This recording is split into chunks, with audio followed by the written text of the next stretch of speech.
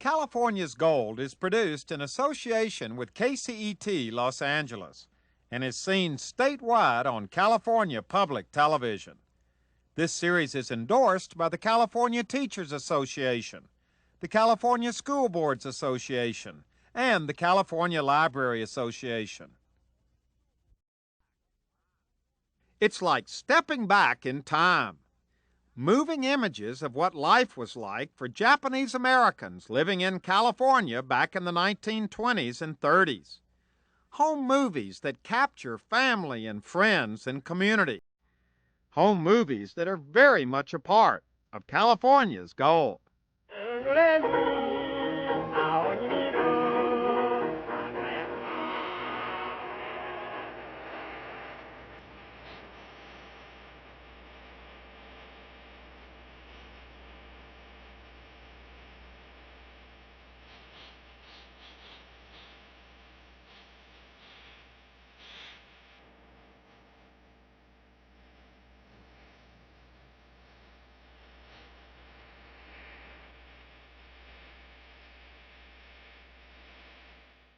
The Japanese American National Museum sits right in the heart of downtown Los Angeles.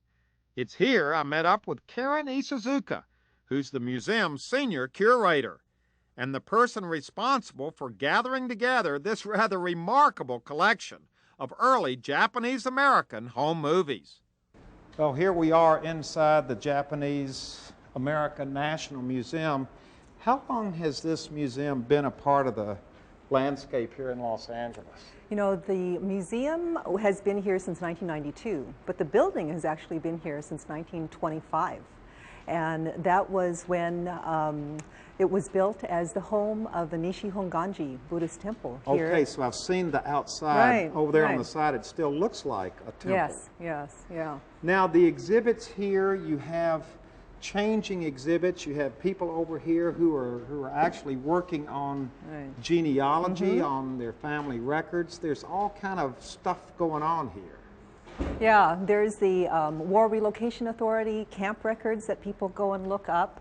We have volunteers who work with the people here on and this is called the Legacy Center, where we invite families, children to come in and actually do some hands-on making of culture and community here. So it's a real living museum. Yes, we hope so. Yeah. And when you talk about living museum, one of the most, and actually the reason we are here today, one of the most interesting exhibits you have here, and something that is really a passion of yours, is this exhibit here. And look at this. We're looking at what we're talking about. Your interest in home movies. Yeah, yeah. You know, we're one of the only museums in the country that actively collect home movies.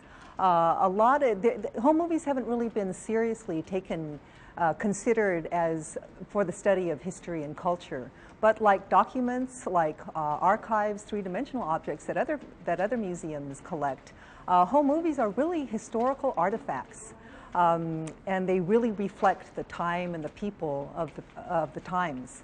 Now, we're looking at some home movies that were made by Japanese Americans here in California. Right, right. Really, the home movie industry and the history of Japanese in America have run on a sort of parallel trajectories. 16mm was introduced in 1924, which was really the time when Japanese really started making America their home. The Asian Exclusion Act stopped any further immigration going back from Japan. And before that, they were really sojourners. They really came, like many immigrants came, to make their fortune and return to their homeland. But after the Exclusion Act, they really made America their home. So really, the home movies industry and Japanese American history sort of grew up together. So our collection has some of the earliest in the country and has followed the development of home movies of color film in the late 20s, 8mm in the late 30s, and then even on to Super 8 in the 60s. Now, what are we seeing here? This is a production that we did called Moving Memories, and it features home movies made by Japanese immigrants in the 1920s and 30s as they made America their home. And this particular segment really shows the traditional sort of Japanese and traditional American behavior, but really in an integrated way so that you really realize that there was a real Japanese American culture in the making. Now, what is this? They're eating lunch they're eating on the dinner front outside. yard. Well, these early home movies, there was too low light in interiors, so this gentleman just brought his whole dining room outside to show what a typical meal would be like. Now, you can see that he's really filmed his adopted city of Los Angeles, and you can see some of the very old areas of the city, and which really shows how much Japanese Americans have been part of this country. Look at the little girls. Now, were these made? Oh no, there. Look, see here are the little girls dressed in American outfits, yeah, doing but a yet Japanese, doing a traditional folk dance. Japanese folk dance. Right. So it really is the blending. There's a real blend of cultural traditions. And here is a typical American icon of Santa Claus. And you can see, too, that once again, he brought his whole Christmas tree outside in order to film. Now, were these movies made to send back to Japan to show what life in America was like? Very much so. In many cases, that's what distinguishes these home movies from a lot of them, in that they really took domestic scenes, things that other people wouldn't think about showing because they were such new ways of doing things, and they did send them back to Japan just to show what life in America was like. Yeah. They're doing the Charleston here. Oh, look at this. Right. These were taken by a 25th generation Jodo Shinshu Buddhist priest. But he really approached this hobby with the passion of a professional. You can see that he took shots of his community. He even did his own homemade titles here. Stockton, 1927. And let's see what he's showing. What is and this? This is a Buddhist Chigo parade. So, once again, we're talking about very traditional Japanese traditions, but that are going on within their new country of America. I think one of the things these movies point up is how long Japanese Americans have been a part of the physical landscape of California. Yeah. This is interesting too, because he put himself in this sort of Charlie Chaplin-esque sort of exit, and once again he has some in some very low-tech animated titles. Is there a tradition of Japanese Americans and movies and photographs, or is that a stereotype? You think of you hear about Japanese being particularly good photographers or interested in photography. Yeah, Huell, photography was actually very popular in Japan as early as the 1850s. So when the Japanese immigrants first came to this country, they came over already with cherished photographs of family and friends that they had left behind. So I think then that when the new technology at that point of home movies came out, I think they embraced the medium, very naturally. And what kinds of things were they particularly looking to photograph? These home movies that we're looking at really seem to capture a little bit of everything, but some real just basic family things. Yeah. I think that, when they're originally taken, like any home movies, they were really very personal accounts of family and community. And over the years, they've become very important to us to bring history alive, to get a glimpse about what history was like, who these people were, and what gave their lives meaning. I think that in a lot of our home movies here, that you don't see in other home movies are typical domestic scenes, people eating, like the scene that we saw of the gentleman who brought his whole dining room outside in order for him to capture it. Street scenes, things that people would take for granted, but for a new immigrant are very new and wondrous ways of doing some old things. You know, I think especially for communities of color in this country that who weren't documented and weren't reported through the newsreels of the 20s.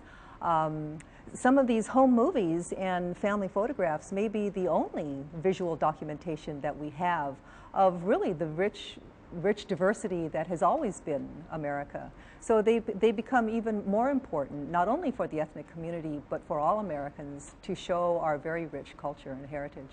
Now we're getting ready to see a rather powerful piece of film that you have put together that documents in a very powerful way, yet simple way, because we're talking home movies here, a chapter in Japanese American history, life here in this country, especially here in California. Tell us what we're getting ready to see.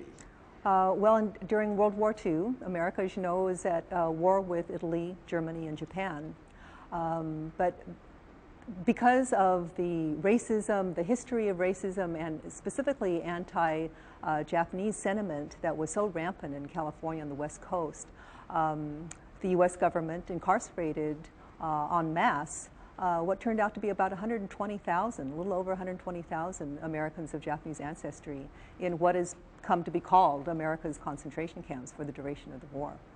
At that time, cameras were considered contraband, and everyone was asked to turn them in. Some didn't, and after a while, the restrictions were lifted. So Something Strong Within was really, really features home movies, if you will, of life within concentration camps taken by inmates themselves. There's a real irony of image that really you can see throughout all of the film, and it's almost a tension that's set up of kids who are laughing and playing, but within barbed wire. You always see the rows and rows of barracks, the very desolate landscape, and harsh you realize, physical conditions. Yeah, yeah. So you realize that at the same time that they're trying to live life as normal as possible, they're in really, truly abnormal situation. So that really goes back and forth. And you know, I think a lot of people get caught up with, gee, well, you know, they're smiling. You know, life couldn't be all that bad. But you know, I think what is more important is really the determination of spirit to live life as normally as possible under these very abnormal situations. And I also noticed that most of these camps that we're going to see in this particular movie are not California camps, and because there weren't many cameras in the California camps for some reason. Right, right. But California was still within the Western Defense Zone, and the security was much higher there. As you went inland, and most of the camps were in very desolate areas. There were camps in California, but they were as far south and as far east as Arkansas. There were 2 camps in Arkansas. So the California camps were Manzanar, Tule Lake, right. Are those the only 2? Yes. And this movie will show camps in Arkansas. I think there's some in Utah and Wyoming and places, but they are representative of what life in California camps would have been like. Yes, right. And these are very poignant, very striking, very moving films that we're getting ready to see. It's a 40-minute film, Something Strong Within, and it is really a treasure that we are sharing with each other now as we watch this bit of California and American history captured by home movie cameras inside the camps.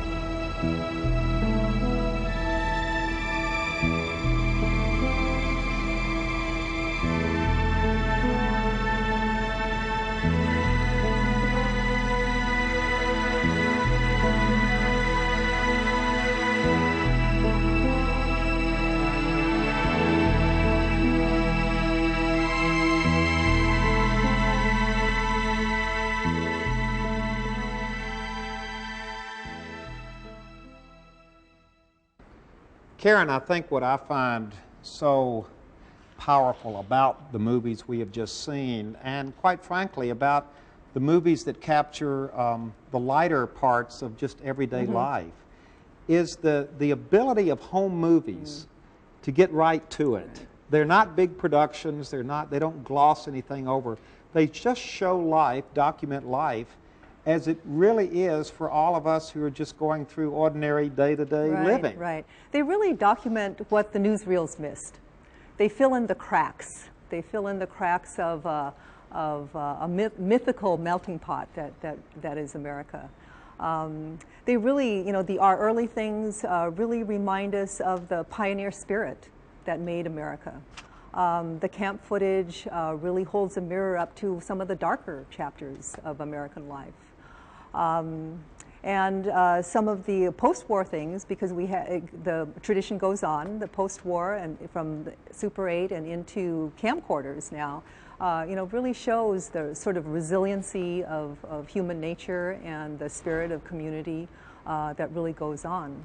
But for me, really, I think all the home movies really show how important that everyday people are to American history. And I think that this is something that you've been able to capture in all of your shows, and hopefully we'll be able to do some of that through the home movies. Well, now you really have gotten into this. Yes. This has become Karen's passion here, because that we've seen some of the things that have come in so far, but there's a lot more still out there. Yeah.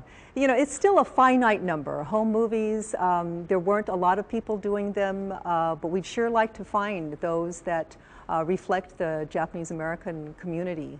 So if your listeners, if your audience has any... We're going to put your name and address on the screen right now for people to send in. If they have little rolls of film that are up on the closet shelf, I'd sure like to know about them. Karen wants to look at them. Yeah. And but I think it's interesting that the tradition goes on, like you say, with the camcorder, because that's basically what we're talking about, is documenting birthdays and anniversaries and picnics and school graduations and piano recitals and all of the things that happen to all of us day in and day out. Yeah, it's getting a lot easier to do, and I think that people don't realize that the tradition is very old. It started with their grandparents as early as 1924. And that this is a very important way to document who we were and who we are. Yeah. Well, thank you very much. Thank you, Huell. This has been a real pleasure. Thanks for all your We're support. going to stay here and continue looking at some of these home movies. She's got hours of film here.